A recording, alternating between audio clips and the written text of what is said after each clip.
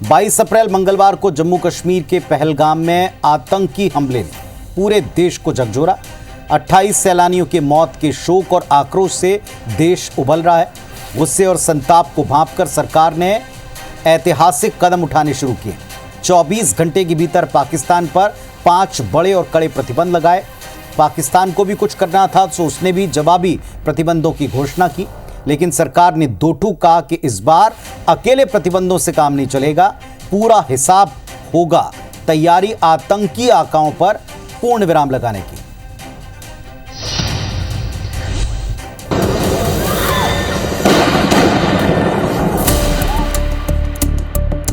पहलगाम के आतंकी अटैक के बाद अब आतंकियों और उनके आकाओं की खैर नहीं। इसके लिए भारत किस दिशा में आगे बढ़ रहा है, गुरुवार की ये 3 तस्वीरें उसी को दर्शाती हैं। अब आतंकियों की बची खुची जमीन को भी मिट्टी में मिलाने का समय आ गया है। दरअसल 22 अप्रैल को जम्मू कश्मीर के पहलगाम में अब तक का सबसे बर्बर आतंकी हमला हुआ, जिसमें 28 निर्दोष निहत थे। आम लोगों पर वार किया गया। देश गुस्से से उबल रहा है। आक्रोश का आलम ये कि दिल्ली में पाकिस्तानी उच्चायोग को आम लोगों ने घेरा और जमकर नारेबाजी की।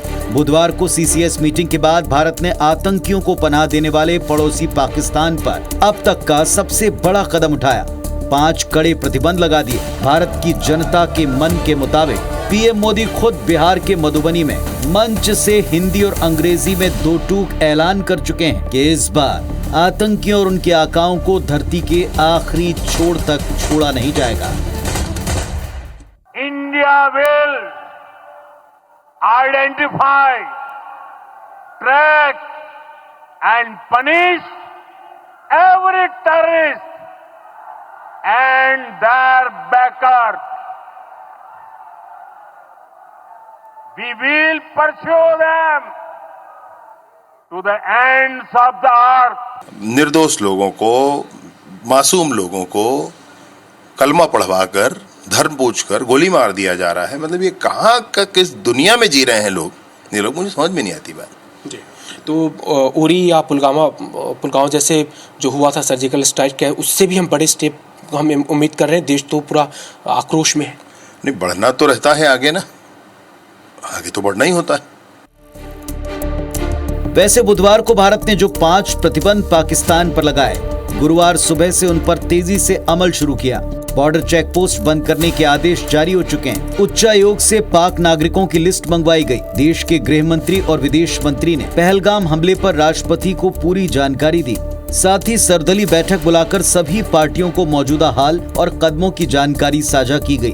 सभी दलों ने देश का मूड भांपते हुए एक स्वर में सरकार के साथ खड़े होने का दावा किया।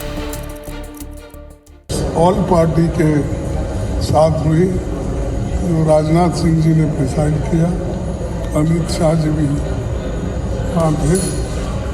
हमने सब लोगों ने मिलके जो पहलगाम में इंसिडेंट हुआ है उसको सभी लोगों ने कंडेम किया। जो घटना हुई है वहाँ, जो शहीद हुए टूरिस्ट, बहुत दुखद है।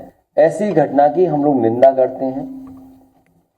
सरकार कड़ी से कड़ी कार्रवाई करे ऐसे आतंकवादियों के खिलाफ। आतंकवादियों का समूल नाश होना चाहिए, उनको बर्बाद किया जाए, उनके कैंप्स बर्बाद किए जाए, और जहां से ये संचालित हो रहा है पाकिस्तान से, उस पाकिस्तान के खिलाफ भी आप कार्रवाई करिए।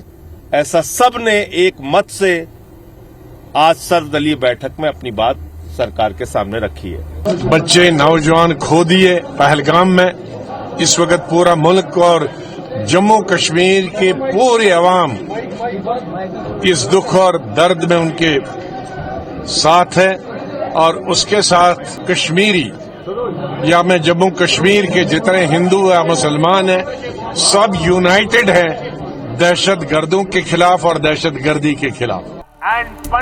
कुल मिलाकर सरकार के एक्शन से साफ है कि इस बार कोई समझौता नहीं, इस बार कोई दलील नहीं, कोई अपील नहीं, होगा तो बस फाइनल हिसाब। अब अगर इंतजार है तो जगह और उस फाइनल एक्शन का। Today, from the soil of Bihar, I say to the whole world, India will identify, track and punish every terrorist and their backers. We will pursue them to the ends of the earth. India's spirit will never be broken by terrorism.